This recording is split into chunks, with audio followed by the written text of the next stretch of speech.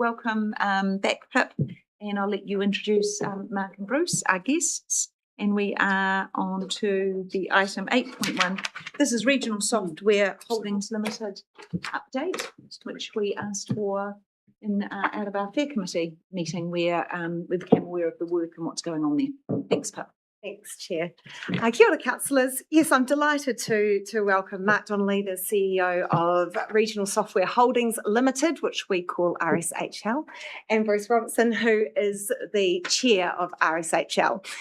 As the Chair has indicated, we've brought this paper to you in response to some questions raised about RSHL and really understanding a little bit more about its purpose, its activities and HBRC's involvement. I've tried to answer much of that in the paper, which I will take as read, and I don't want to spend too much time talking because we do have our wonderful guests here who can help answer any questions that you have. What I would like to just highlight is that HBRC is one of 10 shareholding councils of RSHL, and they've got a fairly broad portfolio of work, of which we participate in a number of those projects. In addition, RSHL is, to use terms that will be familiar for our table, the administering authority of Te Uru Kahika. So I think that's probably the best way to articulate it in language that we're familiar with. RSHL is a not-for-profit, and again, another good way to describe the model is user pays. You pay for the projects you participate in, and there's a really clear funding methodology based on council size as to what contribution you make. And as I discussed in my previous discussion with you, with the context of simplifying local government and RM reform, RSHL is really looking to broaden its remit. And so with that segue, I will pass over to the two of you. I know that there is a presentation and you have the floor. Look, I'm appreciative, by the way, Bruce Robertson. It's tremendous to be here. Thank you for that. And I'll come back to my actually deep appreciation of why you got us here, which is superb. We've got a wee bit of time, but I'm also conscious you're very efficient meeting people. So let's run to whatever time suits you folk. But I would be keen to honour the invitation to be here, that we do have a wee bit of time just to talk to you about who we are. Now, I want to give you some sense of where that is. By the way, I'm about myself, I guess. I am the independent chair of RSHL, Mark, of course, being the chief executive. It's interesting how you get yourselves onto boards because probably 10 years ago, I was in a very similar situation to you. I wasn't an elected member of a regional council, but I happened to be the independent member of their risk committee. And it was Environment Southland. I'm from the deep south of all places, Otago, not Southland. But and I said, who's this crowd? We own them, we're a shareholder. What's the story? And actually, that was when I first met Mark. We said, we've got to get the chief executive out and talk to him. And actually, it was valuable to do that. And it enabled Environment Southland in that situation to be more understanding and engaged with what RSHL was doing, albeit a small part of your total offering to the community, but nevertheless an important part. The segue or the corollary to that discussion was that out of that, Environment Southland said, well, Bruce, we need you on the board. So I found myself eventually, not straight away, but nominated by Environment Southland to join the RSHL board. So that might be a risk. You've invited us in. We might actually do more business. But look, bottom line is I came onto the board 2 or 3 years ago as we were looking to change. Dare I say it, and it does say that it was a needed change, but to professionalise the actual governance of RSHL. RSHL was a tremendous, and is a tremendous idea. I have had a past career as the Assistant Auditor General Local Government for the Audit Office. And I started meeting with this group, which I understood and now understand we all call SIGs. but of the equivalent of PIP, CFOs, directors of corporate service, saying we need to find a solution. Some of the common challenges we have within the regional sector. And that was, to my understanding, the birth of where RSHL came about, particularly around the Iris product, which Mark will talk to you a wee bit about in a couple of moments. So a birth of a good idea, as we always know, is great. And the sector was innovative enough to say, yes, let's make this run. But I guess there's now a sense to which we need to look to make certain that actually, dare I say it in this professional sense, that we pick up actually how it works. And so we'll just talk a wee bit about where we're going to in the future. The other part that I want to do is apart from a bit of description around RSHL, is perhaps just, and I'd love to have a conversation with you about the future. We are, to some extent, and I'm only telling you what you more than already know. It's all a bit existential for us, isn't it? With presumed reform, but one would, assume that it's going to happen. Just as it is a challenge for you, it is a challenge for RSHL, because the only shareholders I have is regional councils. And unitary. So let's just have a wee chat about that as well. In part because it comes back to the value proposition of having RSHL as part of, a small part albeit, but a part of your work here in the Hawke's Bay region. I should also just say, because it's always important perhaps just to declare my interests, I happen to be the chair of Napier City's Risk Committee out of interest, so I get to see a wee bit of town, which is nice, but the folk across the road, well, they will be across the road, I chair their Risk Committee, have done so for 2 or 3 years, so I should have mentioned at the start where I come from. So look, a wee bit about RSHL. So you always start with where we are coming from, and this is something that is really important to us. It goes to the principle of why this sort of grassroots organisation was created in the first place, which was to recognise that at a national scale, there is a need to look at how do we work as a regional sector in delivering to our communities.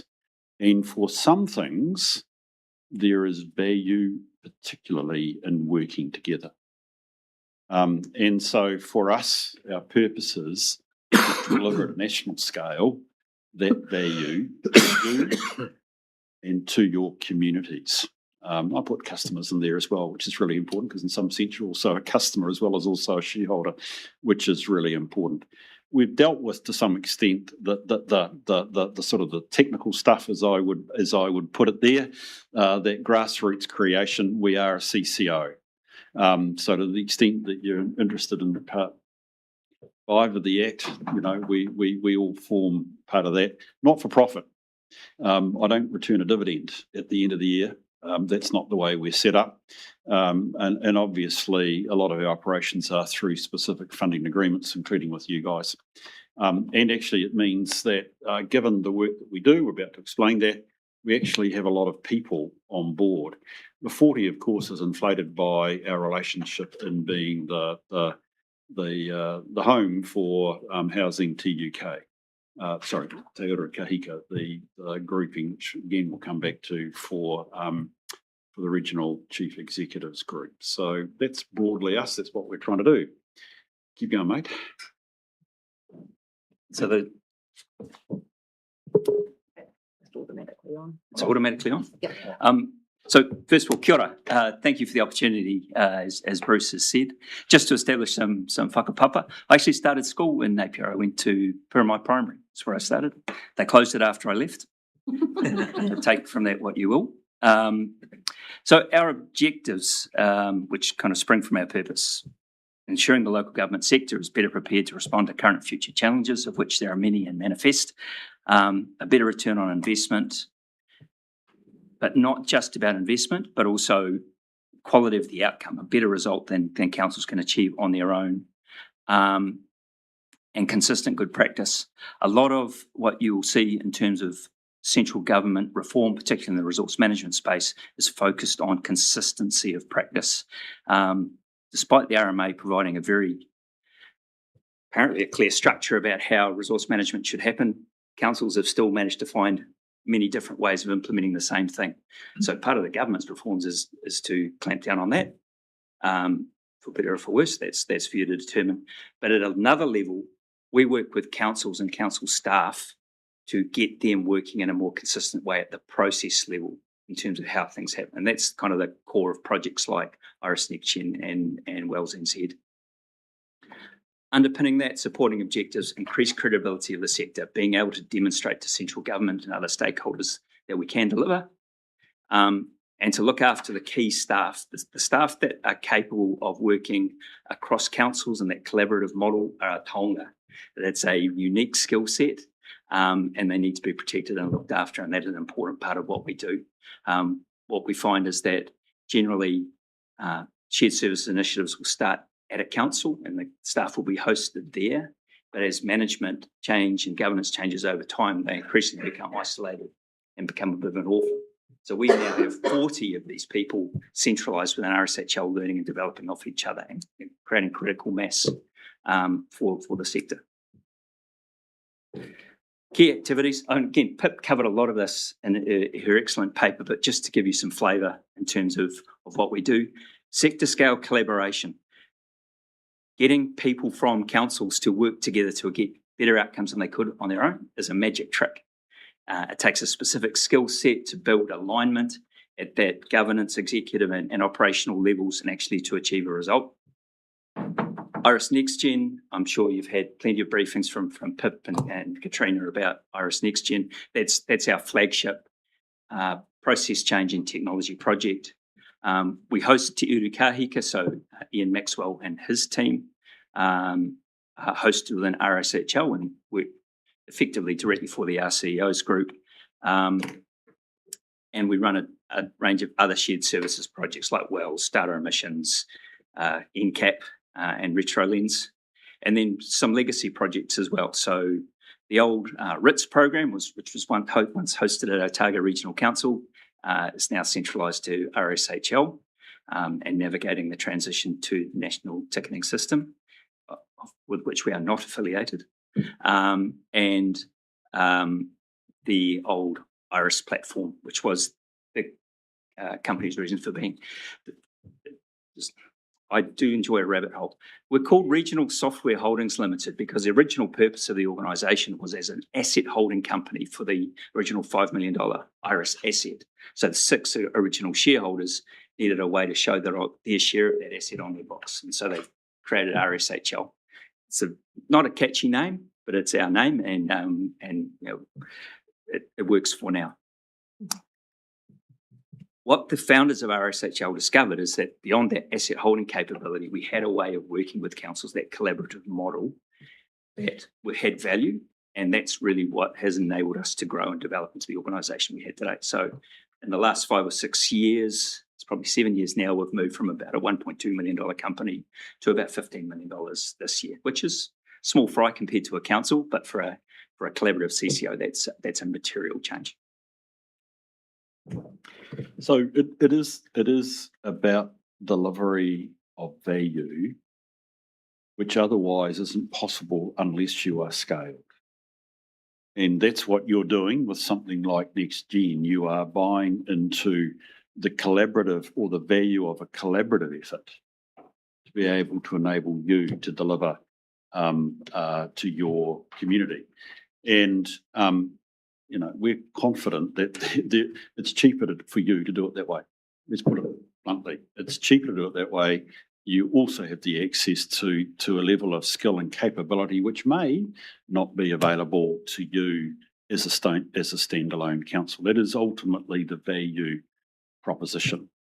In talking a wee bit briefly earlier on about the purpose, I deliberately didn't mention who we are focused on. If I had been here a year ago, the top statement, our purpose, would have said to provide high quality shared services to regional or for the regional sector. And through our latest iteration of our planning and our discussion, it's been endorsed that we need to change that more broadly to local government. Okay, and that's important for us as we try to work through what actually is our future. And this is where I come back to the this existential question about what does the future look like for the regional sector. As the chair of RSHL, I see that you, Hawke's Bay, along with your fellow regional councils, have and are creating value in the services that the Regional Software Holdings is providing back to you. The real question I have to try and answer and be accountable to you guys for is how do we protect that value? Whatever reform looks like going forward. Now, we all know what is the current proposal here for Hawke's Bay. And that may be one of the easier ways in which our work can be grafted into a potential new entity and worked on.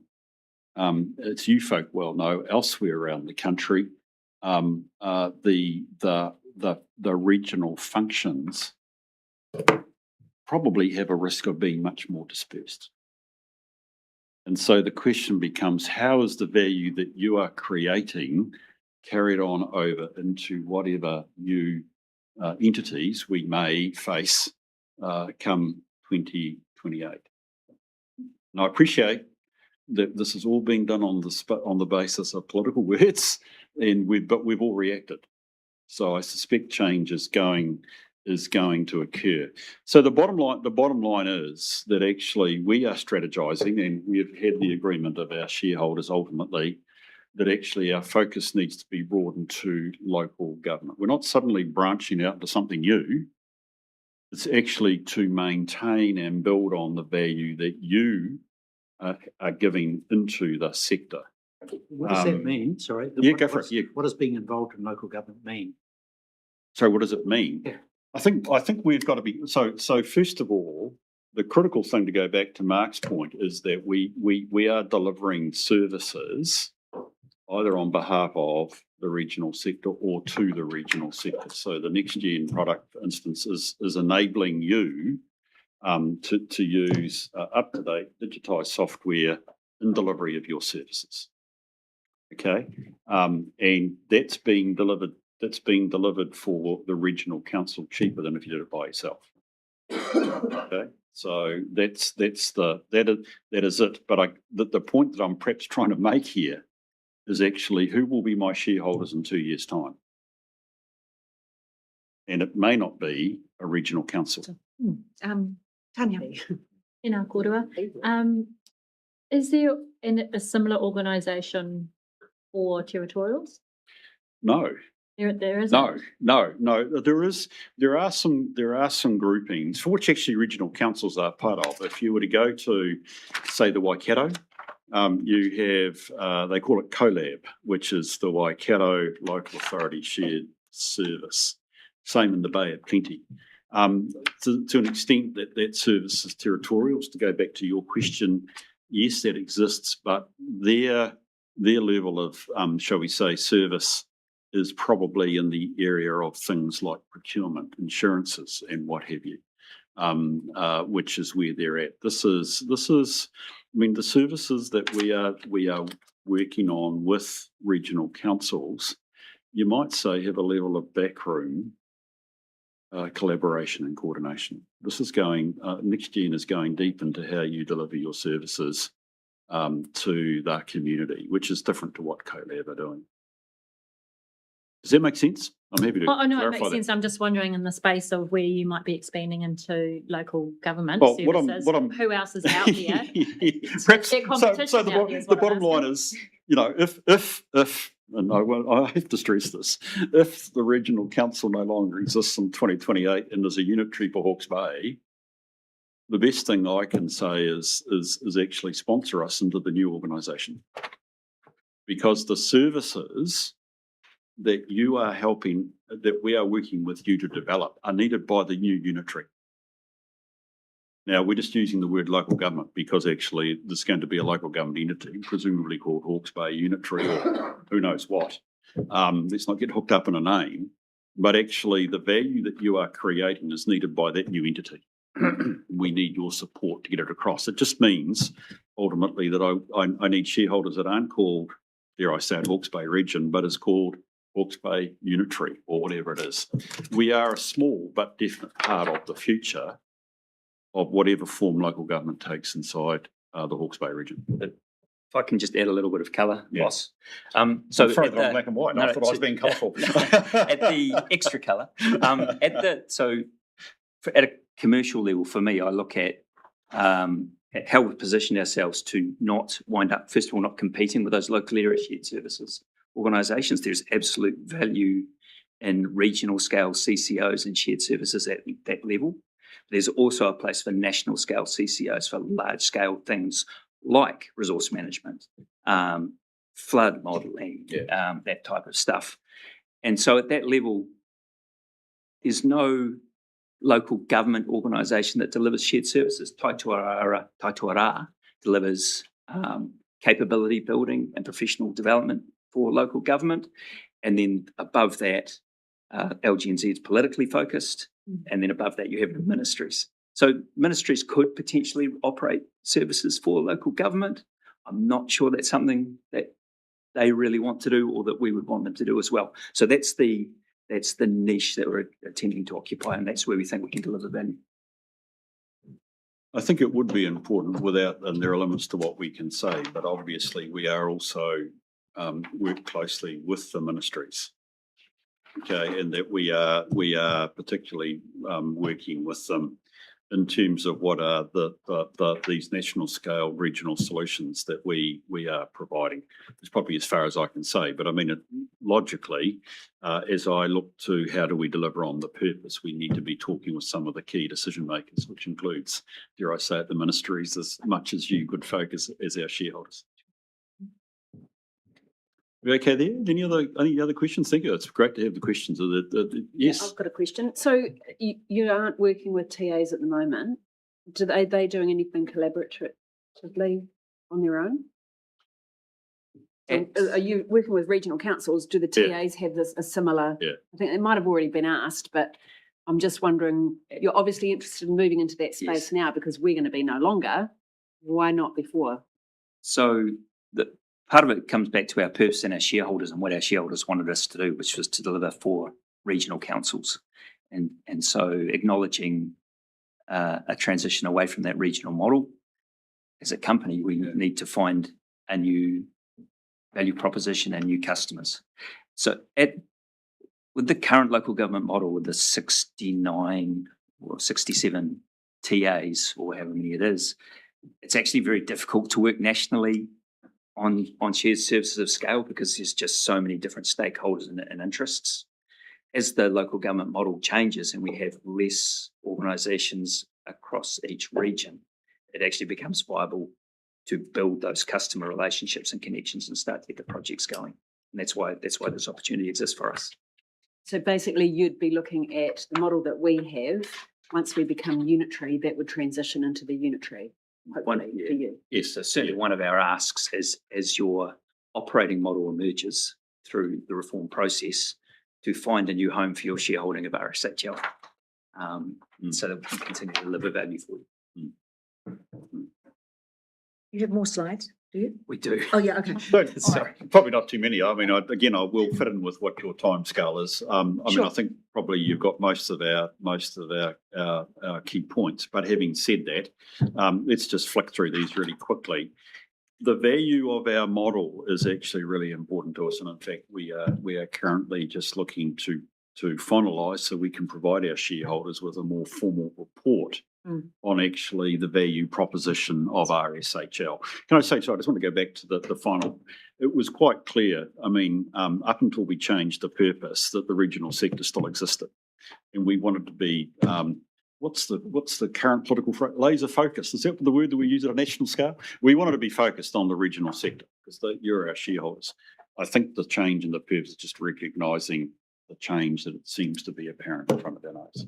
So there will be, and we will report to you, but it's not yet ready to be, it hasn't been signed off by my board yet, a report around direct value proposition, which I think would be valuable to add to the good advice generally that Pip's given you.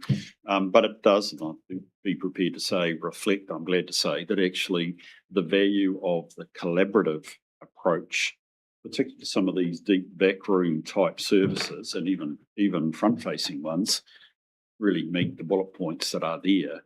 It's cheaper for you guys to deliver some of these services collaboratively with your colleagues and through the vehicle of RSHL. And I can leave it there and keep moving. There was a specific question around governance, so. Yeah, so look, just to reflect, we have 8, we flow them through. We obviously ask you folk, who do you want to be your directors? There are 2 independent directors which came out of a review 2 or 3 years ago, which suggested the point where I got onto the board, where there was the desire that actually there be this move to professionalise and ultimately move to an independent chair. Hence why I'm here. The important thing is, and this was valuable from the shareholders, they are non-representative. They are there to act in the interests of the company.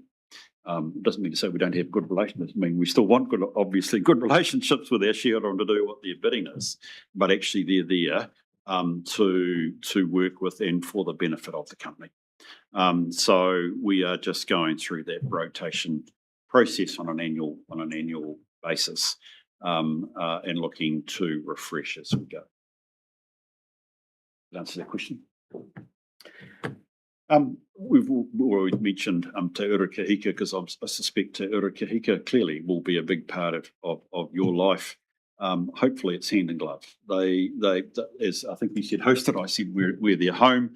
Again, this is just the value for the regional sector and having a model, a CCO model that enables us to be the home for I was about to say rum and vittles, perhaps that's the wrong word to use in this context, but to be the employer in effect of Te Urukahika. But of course, obviously they work very closely with the CEOs and we facilitate that, which is great. So they're in there with us. The important thing at my level, just to highlight to you, is that by having these effectively 2 sibling organisations hosted within RSHL, we're saving money, we're saving corporate costs, audit costs, all those types of things. Yes. We work very closely together, and as we are through local government reform, Te Urukahika is also trying to figure out its place in that new local government system. And of course, Ian Maxwell, the executive director of Te Urukahika, is probably 100 metres away from us now, and I know he'd love the opportunity to come and talk to you about their plans and what their focus is on at the moment, which is something that actually that Bruce is very passionate about as well, which is that protection of regional functions. That's become a real emphasis for them. So look, I think this is the last slide, which we can just to give you a sense. So that the purpose is clearly that we are looking to move our services into the I like your point. Whatever is a new operating model, but let's just cut to the chase and say the unitary style. Just to give you a sense of what's happening over the coming year, we want to continue to demonstrate the value. As I said, we have done a deliberative report on that, which will hopefully we can share in the not too distant future with you around value. Mark mentioned NextGen, the digitisation of the Iris platform, which has was the original reason for the creation of RSHL. It is at pilot stage or in pilot stage with the Otago Regional Council, and then there is a subsequent rollout to the rest of the regional councils, including yourself. Obviously, that's a significant service focus for us to get across the line. Keen to strengthen relationships, and you guys are doing that well by having us here. Thank you. We need to find new shareholders as we sort of thrashed already this morning. We are working, as I've already intimated, clearly with the new MCERT, trying to find out where they're at. I mean, it's fair to say they recognise the value of what you have invested through RSHL in terms of something which is national scale, standardised, etc. So we're waiting to see where that gets to with them. We are an active, I think Mark is probably in weekly discussion with them over that. And one of the other things is I have to always be wary about how do I pay my bills. So I'm looking to see when you're a not-for-profit, your margins need to be and should be low, but it also means I don't have a lot of working capital. So that's what that hinders. So we're looking to see what is the sustainable basis to carry RSHL on going forward. By the way, we don't have problems paying our bills. It's actually working capital potentially to invest. Again, that's actually really important for protecting the value that you're creating through this company. So those are our big priorities for this year. So I think that's it. If we can leave it there, unless you've got questions, Yes. which you're welcome to. Councillor Kuklinski? Well, seeing you brought up money, I'm a first term councillor, so Okay. just trying to get my head around all this. On page 87, you've budgeted personal costs of 2.7 million. I wouldn't mind knowing what that really is. You know, what's that really made of? Oh, hang on, this will be in your, this is in, Yep, I'll give that to Mark. What page was that? Page 87. Page 87, personnel costs. So we have about 20 staff, various roles. Myself, Ian and his team, the team that delivers Iris Next Gen. So it's their salaries. So you Just- also just- have general consulting of 413,000. So That's- who are they? So the services we deliver are use a core group of staff. And then as projects come and go, we engage consultants, subject matter experts on various topics to deliver the work. So on any given project that we run, there'll be a group of RSHL staff and probably a contract auditor as well. And those resources allow us to scale up and down depending on what it is we're doing at a particular time. Can I just reflect? Consultants are, given I am one, not in that line. Politically are an interesting name. We engage consultants entirely for delivery. We have agreed with you guys a project. We get subject matter experts in to deliver. You're not providing policy papers or whatever. They are there to help us deliver the service. I think that's important to recognise why we have them on board. So if you're saying 2.7 million split by 20 people, that's 135,000 per person in personal cost. Personnel. Is that right? Is it a typo? It's just Typo? wages. Yeah. That's just Personnel. wages. It's wages. Oh, it's wages. Sorry, Yes, wages, yes. yeah. But then you also have travel and meeting costs of 320,000. That's right, Budgeted for- because our customers are distributed all over the country and we need to go and see them. So we do have some pretty significant travel costs, yes. I think we all understand the issue with coordination and delivery. We all understand the issue of regional councils running biosecurity programs individually, not having shared digital platform systems. I mean, we understand MCERT feeding back to us at regional sector all the time. This sector's, absolutely valuable. You're critical to the future of New Zealand. Yes, they're working with you. Yes, we need the shared services, etc. And how we deliver those is critical, and how we build them.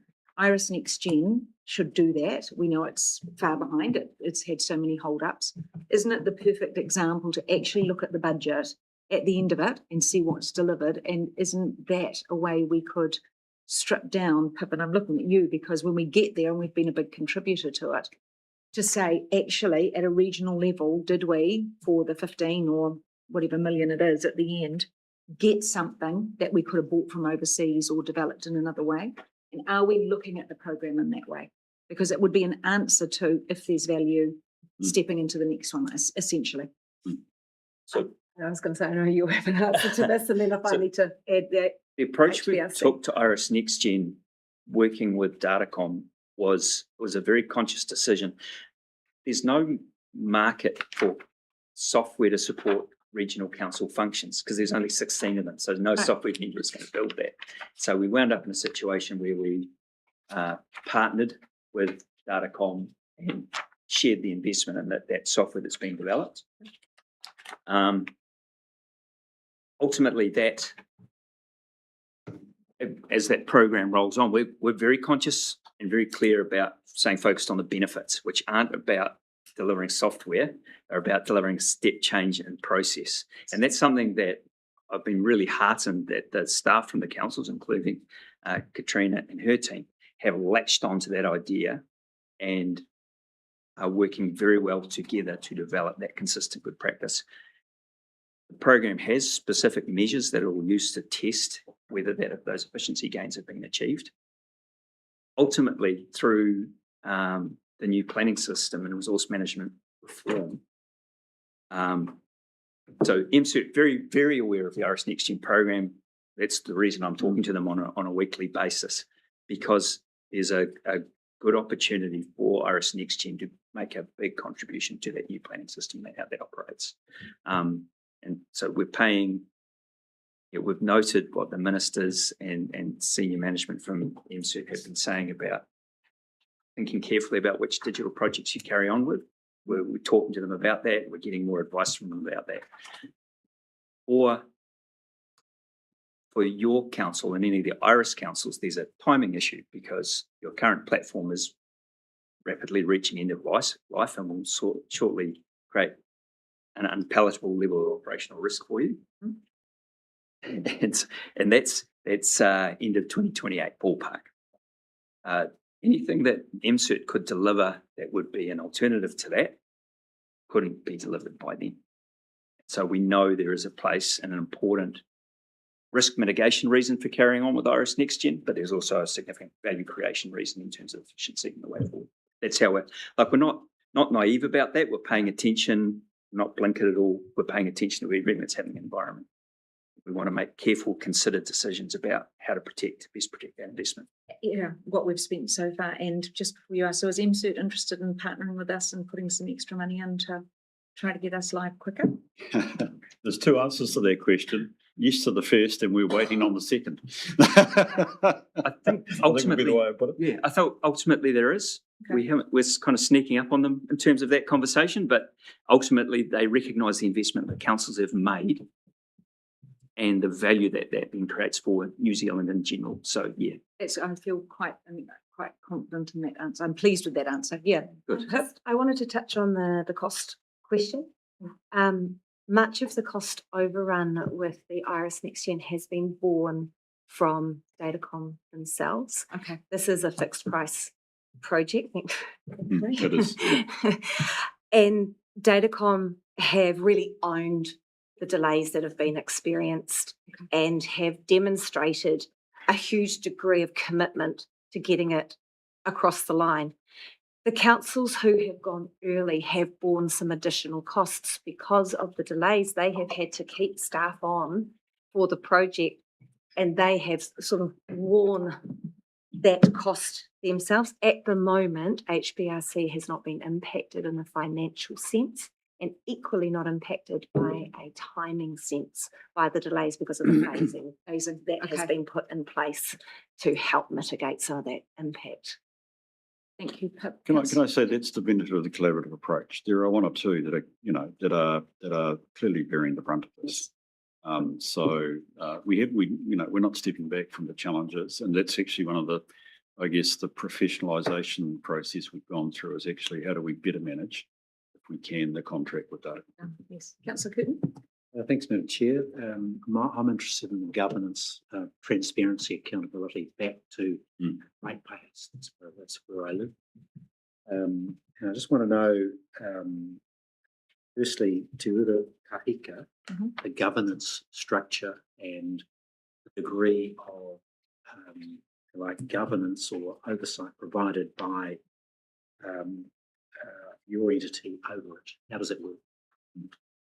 I think it would be fair to say and I think this is the important point that Mark has made, so I should really use this word. We host and provide a cheaper way of employing the people or the secretariat that TUK has created. The annual plan, the work program that the secretariat carry out is determined by TUK, not by my board. So who governs them? Sorry, Who? the governance of TUK is of the secretariat primarily rests with the regional chief executives. With the The regional chief executives. Regional. It's their sector. I creation. might get Chris to speak to that. Well, where yeah, we see that. soon after I have more questions. I'm a little perplexed by your commentary around getting involved in local government, and I don't know what that means. My concern is that the early days were establishing the entity for technical reasons, and mostly that's satisfied. But there has been a shift to political engagement as well, not broader than that. And I'm not seeing where councillors, elected councillors, fit, other than being a remote shareholder with no say and no transparency or observation of what you're doing. So can you help me dispel any nervousness that I've got that the entity is drifting into the political sphere, and without any of the people who pay being involved? Direct council governance, yeah. Really. is Help what me we're out looking here. for. Look, I just want to be clear, and I check that I am answering your question correctly, because it's a good question. RSHL is not involved in politics. Okay, there is nothing that the board, my board of RSHL, does that is involved in politics. The closest we get to is talking with MCERT, if they're an example of being a political creation, but that's actually for the purposes of delivery of services. I should back the truck up. The Secretariat, which are technically legally are employees of RSHL, are essentially run by TUK, which is the grouping of regional chief executives. So if you're referring to the work of the Secretariat and TUK, the direct question should be, or rather the questions I think should be directed to the regional chief executives as they determine the work program of the Secretariat, not the RSHL board. Does that make sense? Yes, to an extent. Can I clarify the bit that I haven't got to? Well, it's essentially the accountability back to contributing councils. We haven't seen the numbers and the detail come across, darken our doors. And I think we need to see it. So I would want to be clear. And this is where I reflect that RSHL is a convenient host for the Secretariat of TUK. If you are concerned about the activities of the Secretariat, you're best to talk with TUK, which is the RCEO's group. But I'm also concerned about Yeah, no, I appreciate that. And I mean, this is where I'm very grateful that we're here, because we're prepared to be accountable. I think this has been part of the problem, as part of the reason, as I said, I got on from my days at Environment Southland, was actually there is a low level of engagement of our shareholders with us, and we're keen to encourage it. So that's why happy to try and answer the financial questions, for instance, you've got, or the value proposition. That's what we're very sensitive of. That's why we're glad we're here. Can you speak to that? I'm just I think we're asking the question, we've never seen a budget for RSHL come across our desk. We put a lot of money in. We've never seen a budget. We've never seen a report. Well, we've never seen the reply to it. I'm just asking Chris, who's going to speak to that. Yeah. So I was just discussing with Sophie. So yes, it is the regional CEOs who approve the work program of Te Ura Kahika and are involved in monitoring the performance of Te Ura Kahika. In terms of our investments in SHL, that is in the detail of the work that we do. So in presentations around our ICT investments, the participation in this process is highlighted, but the budget lines are really in the detail of our annual and LTP plan. So around a procurement strategy to procure this through the shared arrangement is a decision that this organisation makes. The detail of how much it's going to cost comes to our annual plans and our LTPs. But I think it's fair to say it's not up in lights that this is an investment in this particular mechanism, which is why it's probably gone unseen, although all the projects have been seen and have been commented. So I would also reflect, thank you, Chris, that's a very good explanation. I would just add to that we are a CCO, we are obliged to adhere to the Local Government Act. So very happy to make our financial statements available. They are available. They're on our website. They are sent to the council. So we're very open. We're very open that this be an amplification of our general accountability under the Local Government Act. So the financials we've got here in your presentation, that's not TUK. That includes Te Uru Kahika. So the budgets in our statement of intent are consolidated across all of our work programs. Okay. Yeah. I don't like to create work for us, boss, but if it's helpful, our new statement of intent process starts now, and we'll be presenting our next draft statement of intent in February 2027. In the interests of closer engagement, we'd be very happy to come back then and walk you through what we're planning for the year ahead then.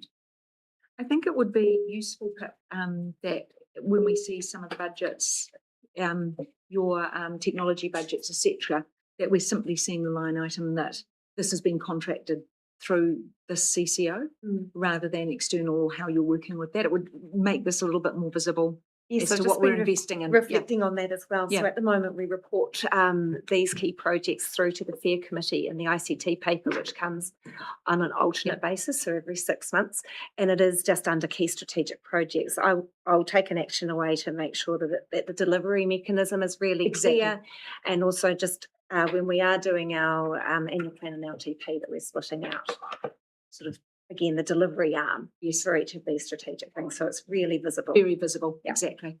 Look, we are out of time actually, so. I've got one more question. Oh, you got a question? Okay, there's more questions. Sorry. Councillor Parsons. And It's quite complicated, and the reason you're here is because we were having to vote about PIP going on, and I was like, I don't even know what I'm voting for. I have no clue. So thank you for coming for a start. Any contracts that are going to be, I think I skim read, in relation to 10 years, what happens when we are no longer? So, Good question. because I've got no there answer. is no elephant in the room. No, We no, are going. No.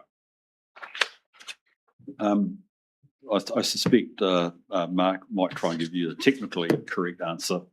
I think this all comes back to a question. What happens, for us, the questions that you face are exactly the same ones that we face. What does the future look like? Do we have a place in the future?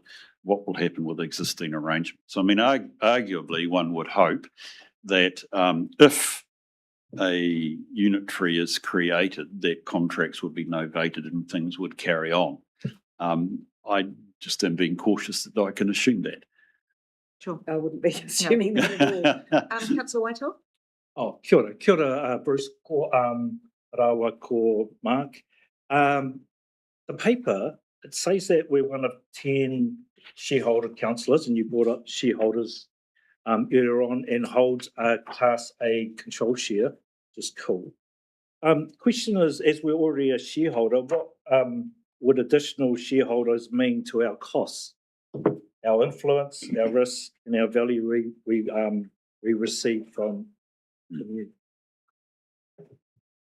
So the shareholding of RSHL of the Class A shares is about your participation in collaboration at regional or national scale. Other than that, it doesn't have a financial impact, but it's your ticket to be involved in the shape and direction of RSHL. your costs for individual programs reduce when additional customers sign up to them. So the more councils are involved, Iris NextGen is a great example. There's $7.5 million software development cost fixed, as Pip highlighted too, is spread 10 ways. If it's spread 12 ways, your costs go down. Exactly, but councillor Whitehall will be able to sell it soon and recoup our costs. And can I, Yes, can right, I, exactly. supplement the answer with Iris NextGen? Iris NextGen started off with, I'll get the numbers wrong, I'm going to say 9 councils, and now it's at 10. We're already seeing the benefit of the additional councils coming on board. I am hopeful, and again, that given the direction and the of that project and the fact that it is creating consistent good practice for regional council functions at a national scale, to me it sets the direction nationally, and we should see more councils jumping on board over time, which eventually will result in lower costs for Hawke's Bay. And just a supplement, and so Class A control, and you also would obviously have a Class B? Yes. So the Class B shares are effectively the original 6 councils' share of the Iris asset. So it's an accounting mechanism and no more. So Hawke's Bay wasn't one of the original shareholders and doesn't have any Class B shares. Mr Paku, last question. Thank you, Thank Madam you. Chair. Just mine is slightly different. It's in regards to the ratepayer, because we talk about efficiencies here. So as the ratepayer, what am I getting out of this? Where's the savings? Because when we get into this unitary authority, that's basically what it's been sold upon. That's the proposition that's been put forward to the public. I'm going to reduce my rates. So when we talk about the value proposition, your value proposition, unless you can show me that it's affecting my rates, there is no value proposition from the public perspective. So how does it affect my rates at the end of the day? Where's the savings back to Hawke's Bay Regional Council that they can now, if you like, pass back to the ratepayer? Do we have that line of sight? If I could attempt to weave together some of the things that have been said already, I think firstly, and again, using Iris NextGen as a good example, there is no software that caters to delivery of digital regional functions. There isn't, so we have to build it. To build that on our own would be immense, hugely risky, hugely costly, and then the costs directly to the ratepayer, and then our year-on-year ability to service and support it would be exponential. So being able to combine with 10 other regional councils to have the weight behind procurement and then have the collective funding to actually deliver it is a direct saving to the ratepayer, I think. So Can we put a dollar quantifying figure on that? I would say, I'd love to come back in February and tell you that number. We hopefully try and tell you beforehand. Oh, I have a strong sense of what that value is. It's part of the value proposition report that we are yet to sign off as a board, but we believe it is. I think the point that goes and adds on to Pips is the savings from working collaboratively are already built into your rate demand, because you have budgeted for a substantially lower amount to be able to use what NextGen or what Iris is giving you compared to if you had to develop it yourself. that may be understood at a higher level, management level, but may not be understood by the ratepayer. No, agree. But then again, I also want to reflect, while in fact NextGen will be valuable in working with the ratepayer, is essentially, in my view, backroom. So it's actually stuff you need to have to be able to deliver services to the ratepayer. This is the cheapest way in which you can access it. Well, thank you. Thank you. Thank you. I'm happy to move that we receive this report. Someone happy to second? Councillor Parsons, thank you very much. Any other comments? Thank you. All those in favour, please say aye. Aye. Any against? Carried. Thank you. Councillor Curtin? That's right. What's the problem? I think we could have had. I said, is there any other comments? Would you like to Can speak? you close it off? Oh, sorry, I didn't see your hand Right, up. Please speak. Certainly. No, we're resolved now. You can still speak, no problem. Oh, I do, well, if I will.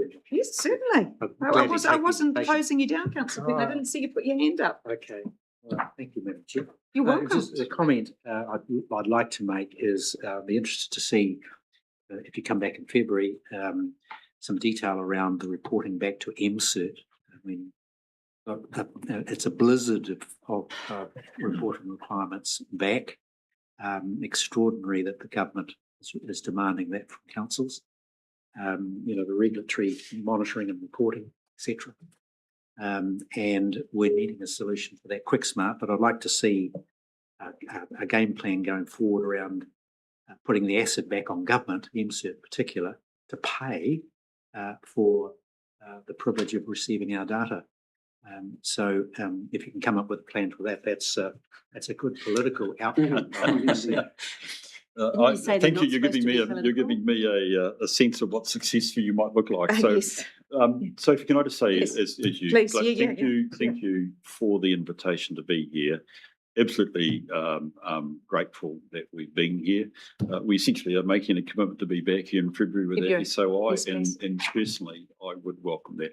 And finally, if on behalf of Mark and I, could I just pass on my best wishes to you, as indeed in the way you're talking about, Councillor Curtin, the change you guys face is the uncertainty it creates, not just for yourselves, but also for your staff. I have a strong commitment that we see regional functions in some way carry on in a way that's effective. Otherwise, I agree with your point, I think you're making. Dispersal of the function is one of the biggest risks we face in delivery to our communities. So best wishes as you go forward. Thank It's you. uncertain, We'll see I you know, in and I wish you February well. with some specific questions to answer, which I think would be really useful, Yeah, be happy and to to. see how much money you've managed to get from MCERT. Thank you. Real pleasure to host you. Okay. Thank you. Thank you very much, Sophie. Appreciate that. Yeah, Give us thank you. your update, we'll give us ours. Yes, that's right. That's a good way to do Yes, it. yeah. Yeah, look. James is here, but I might just, we've lost Councillor Ormsby and Tanya Hopman, and I'd quite like Te Warama here for the wider project update in case there's cultural questions. So James, if you come up, I might just see if I can find them.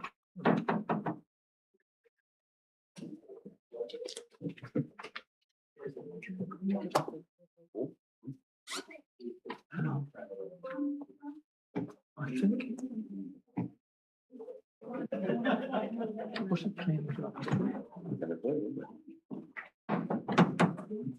Sophie, we're just going to say something first.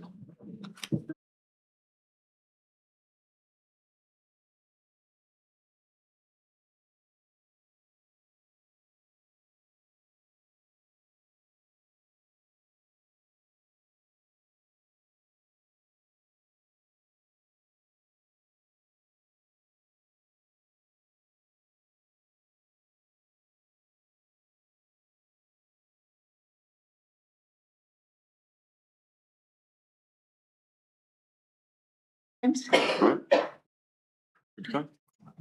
Kia ora, councillors. Good to see you all again. So really an update on the Wairoa Groin project.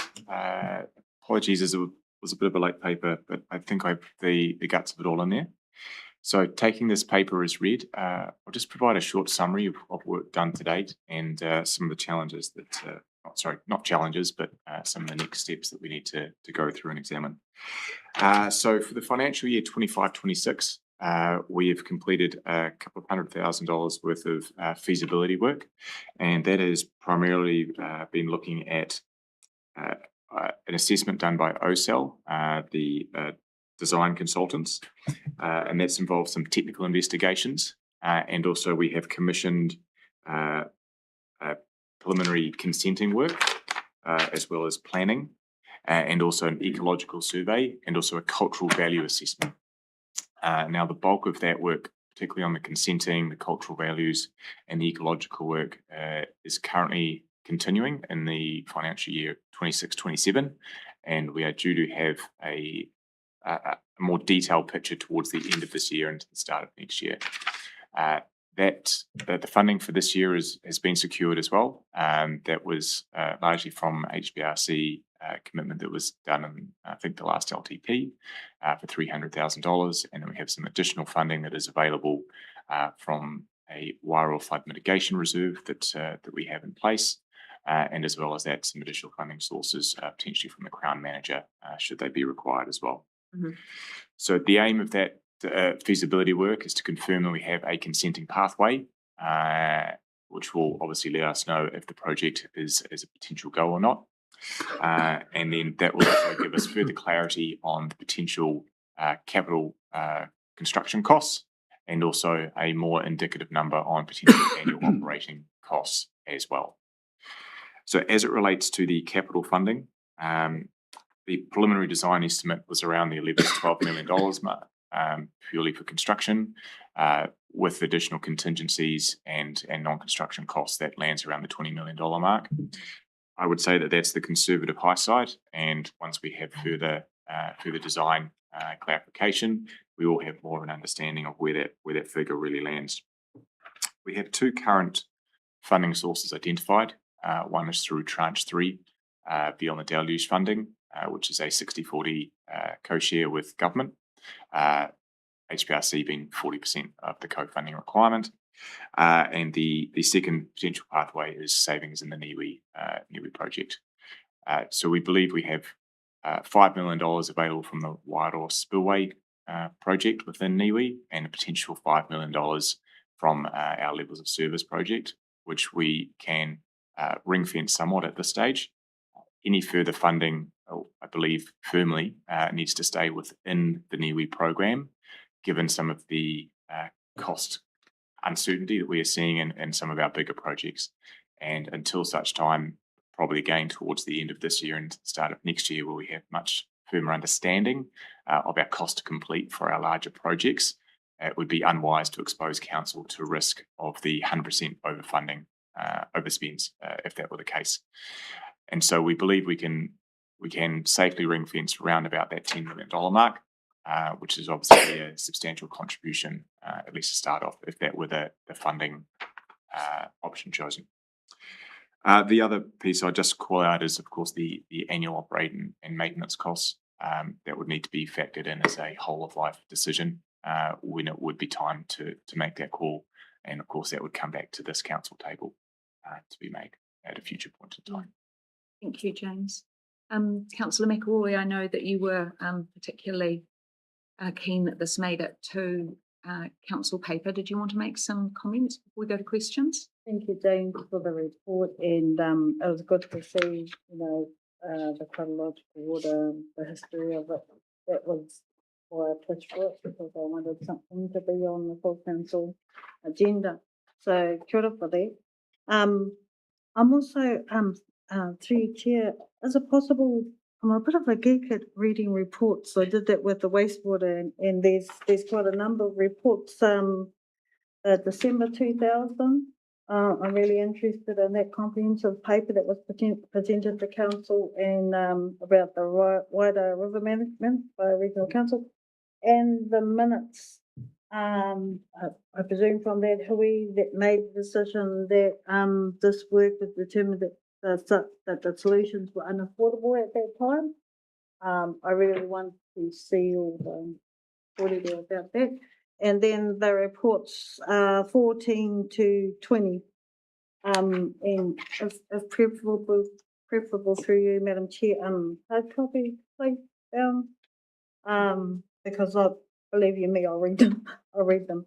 I want to know everything that's going on so I can understand and relay that to our community. They might also be interested in sort of getting the summary of that as well, through the flood protection, through Lawrence Yule. The other one question there for about a shortfall. That's possibly usually something that Councillor Waitoa brings up, but the report identifies the estimated 37,832 shortfall in the 26-27 feasibility program. Can staff clarify how the shortfall will be addressed? and whether any council decision or additional funding is required to ensure there is no delay in progressing the Wairau Green project towards resource consent. That's my first question, Madam Chair, and then I've got one to follow. That's Thank you. So, Councillor McElroy, we've made some notes in the minute around the reports, which governance will have a look at Thank for you. us.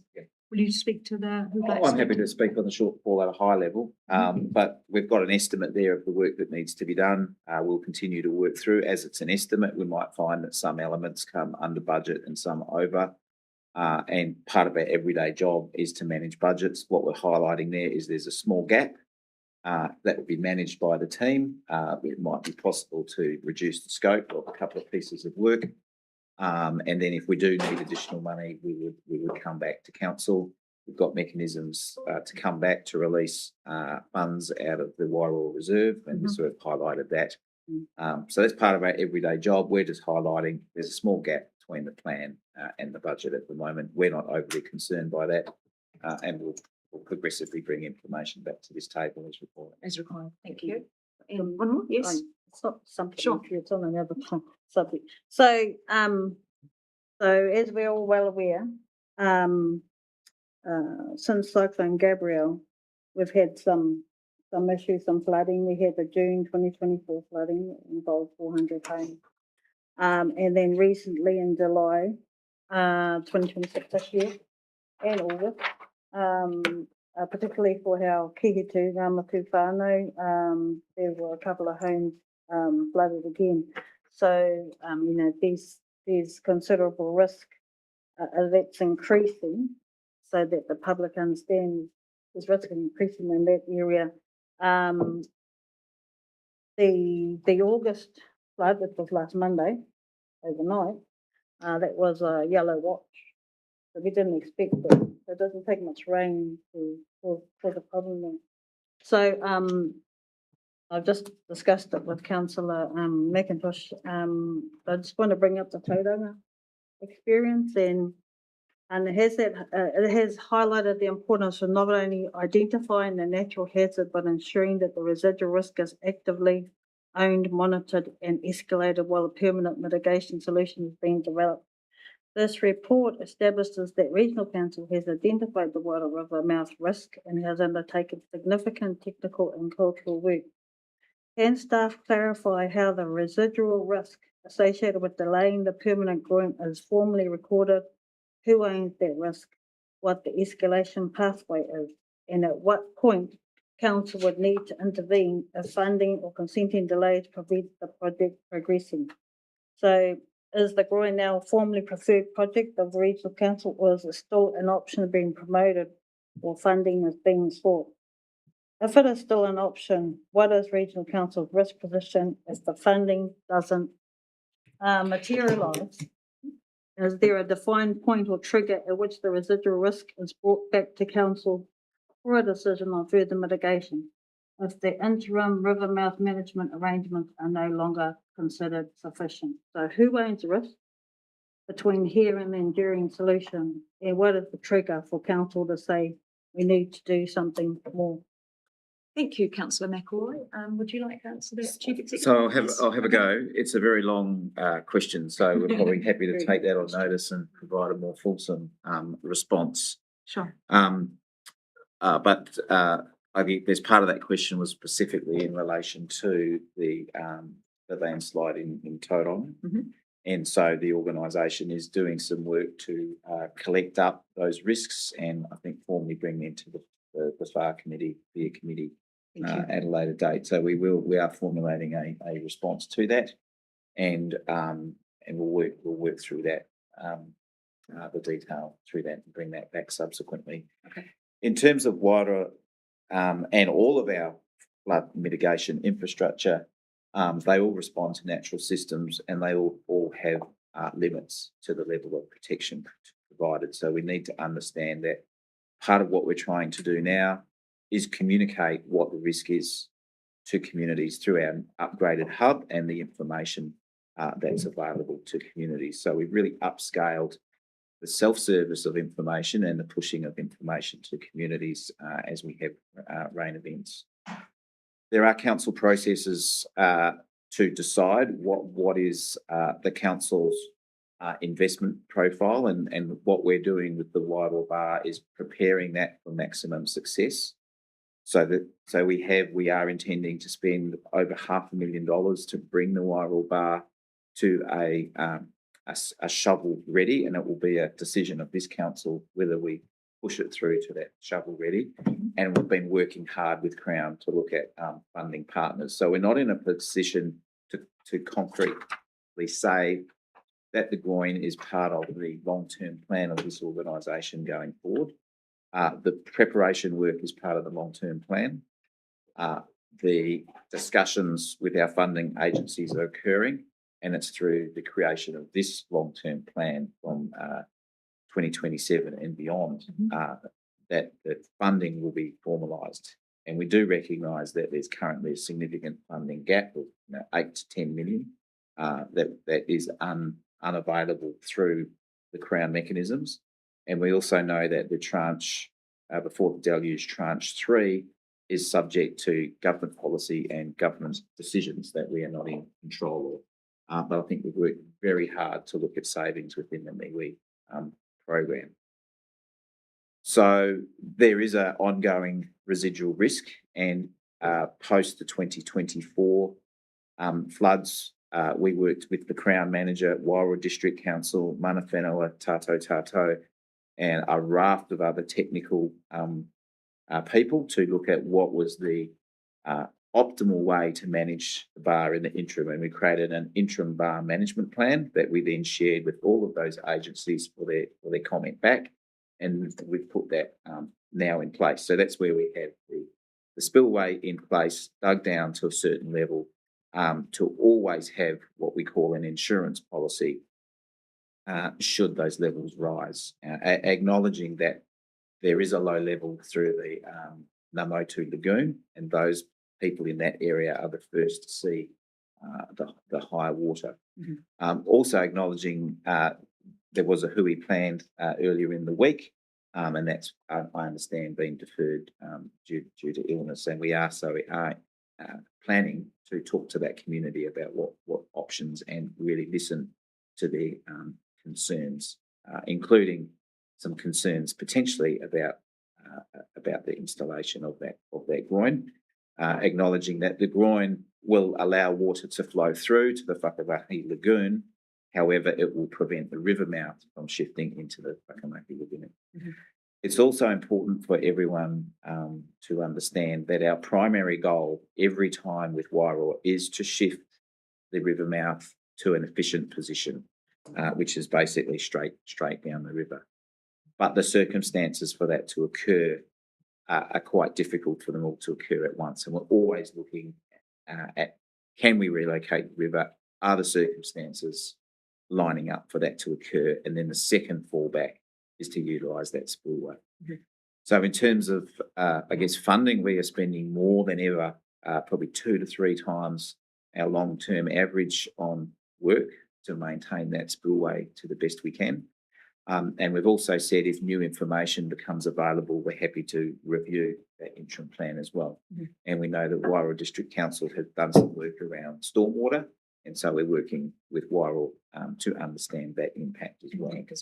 So I think there's multiple parts. Any risks will go through as part of our enterprise risk assessment, including a review of learnings from Tauranga.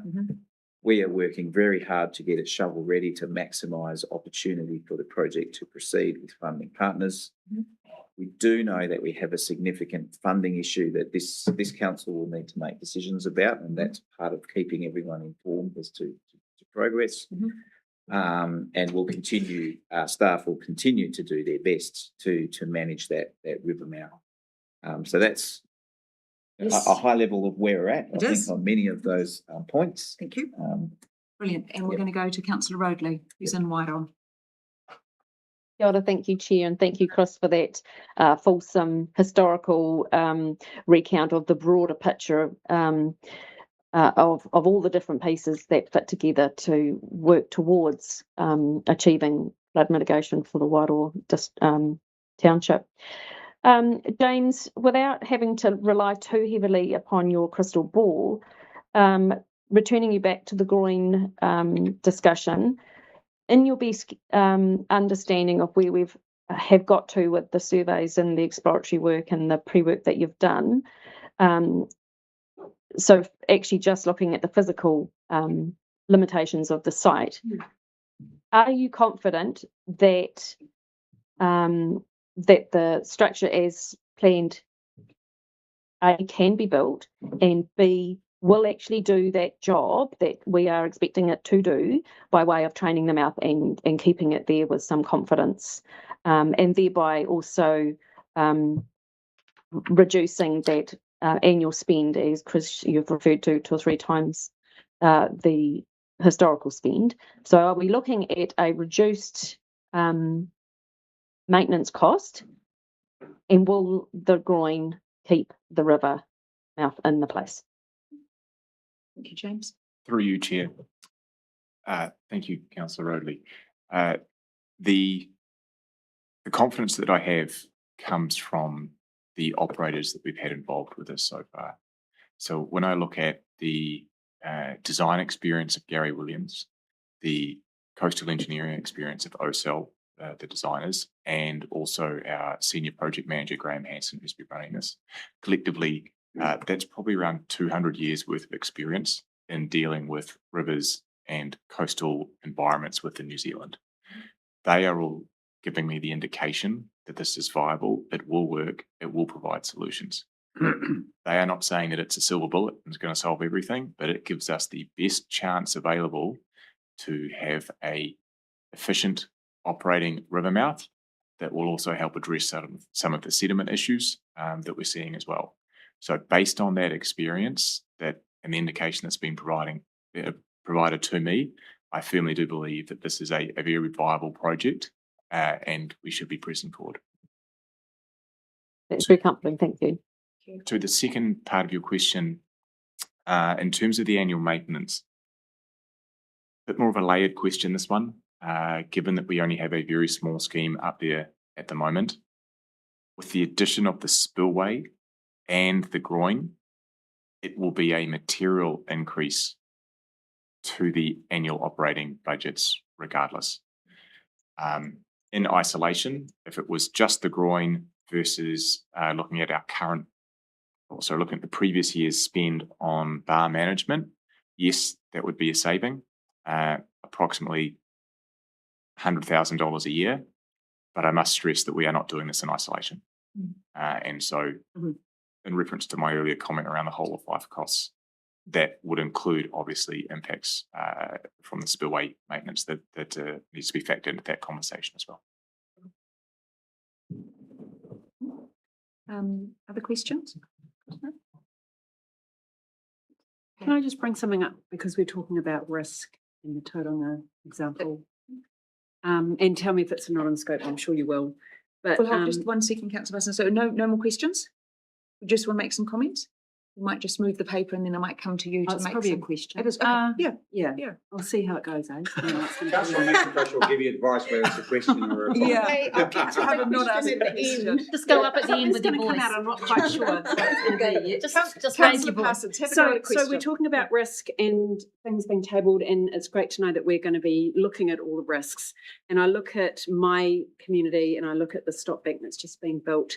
And is there a risk for our council that we've built a stop bank and allowed people to move back there and they're still at risk based on the mapping that's been done with a river mouth that's not operational? I've tabled this many, many times. I want to make sure that it is tabled, that the Esk River is a potential risk, and maybe even to Bayview, because we now have that stop bank. So is that a question? Is it a comment?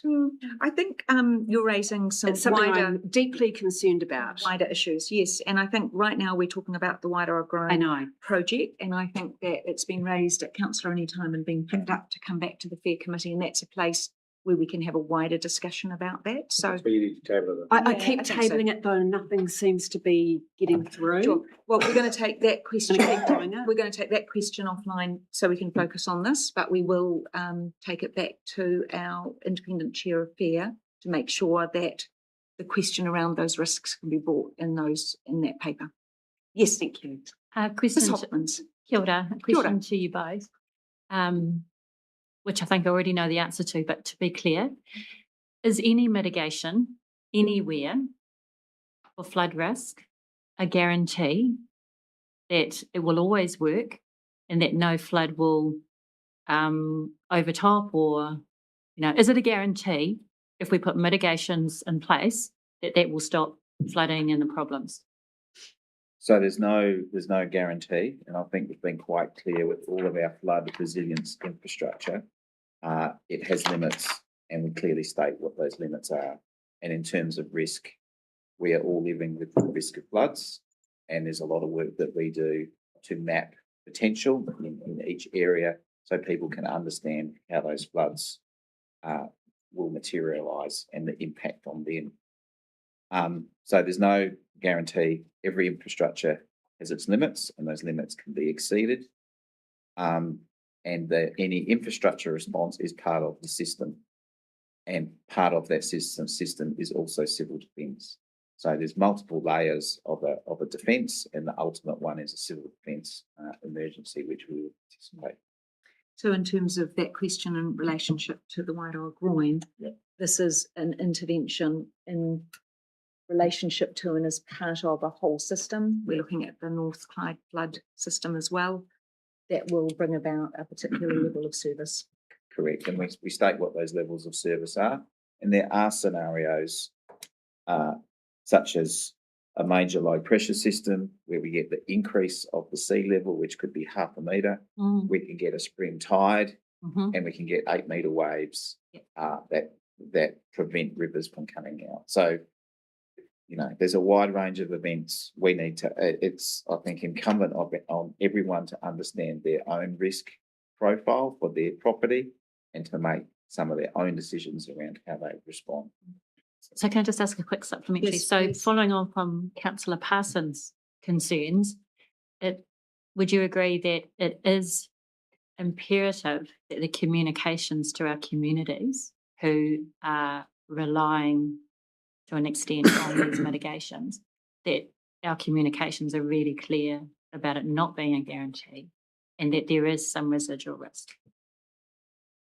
So I'd agree with that, and I think so there is a residual risk, and through our communications, I think we've really upped the game around that, and we're also having discussions about over design events quite often, and looking at what the impact is, and then how we publish some of that over design. So I think that conversation is maturing, and I think we've also shifted our language from protection to resilience to signal.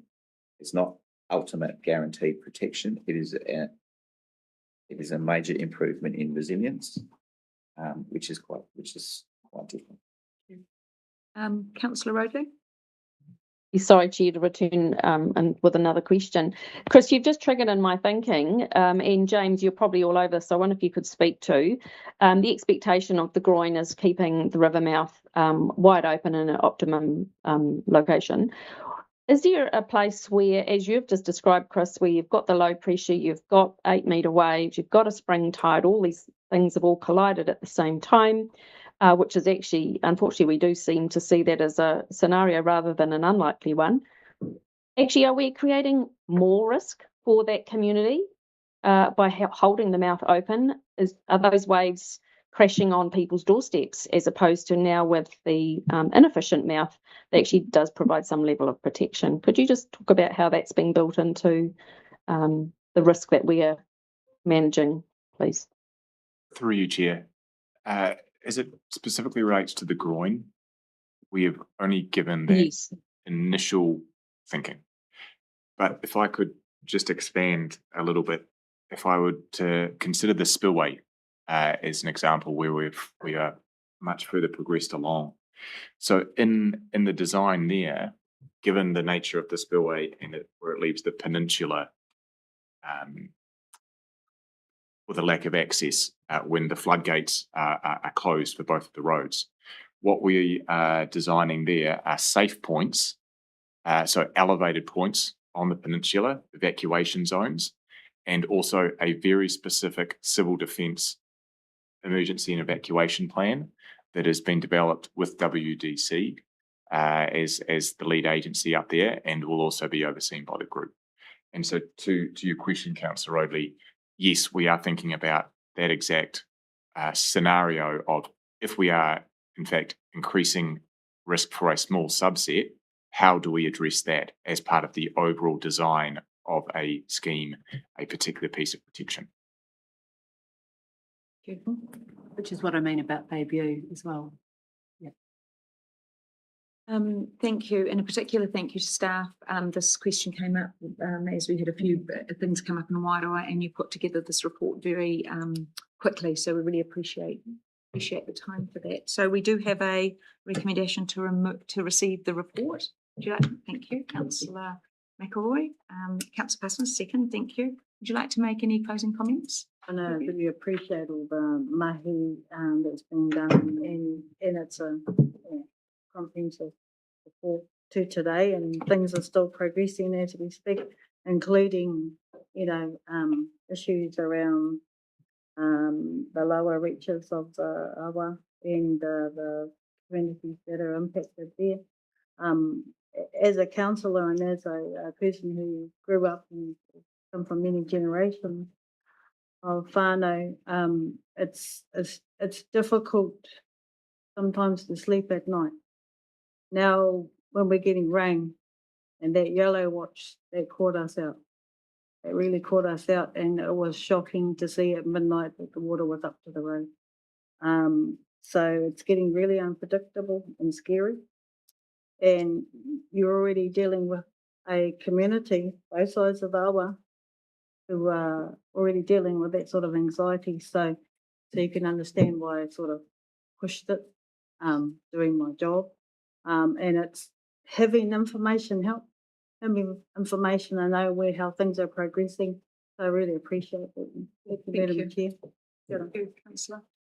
Councillor, any further comments? Probably just to reiterate Michelle's line of questioning before, it's probably looking back at history as to why Wairoa is where it is right now, and I think it was impressive to hear that and to be questioning that, so we don't make the same mistakes that we've made in the past. Thank you, James. I always enjoy your presentations. Any other comments, Councillor Kulinski? I just thought I'd throw in, just as a comment, Albert Einstein had a son that was a river engineer.